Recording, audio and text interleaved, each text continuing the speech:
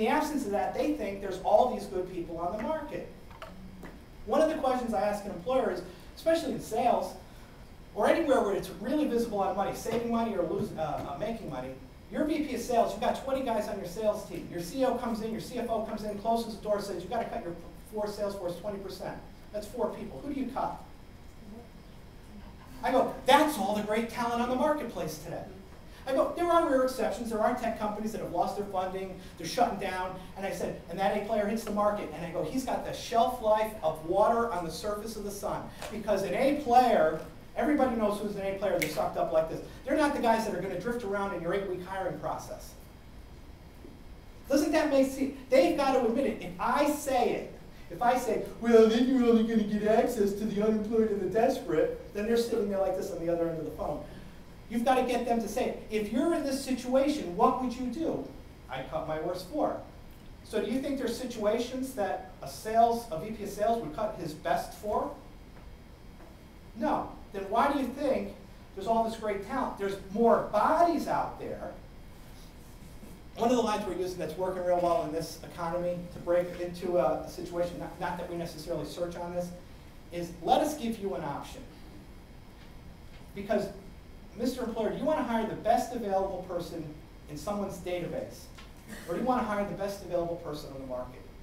Sometimes they are the same person, but we don't know that.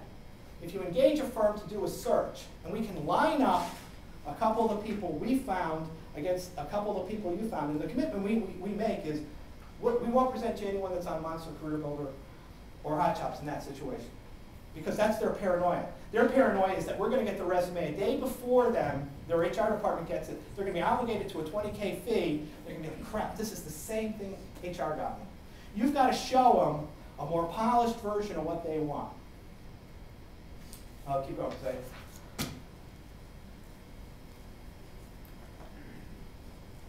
Menu of services. Now when I get to this point, this represents an investment of 28.75, and we'll start 26.25 based on the whim of the day, different people.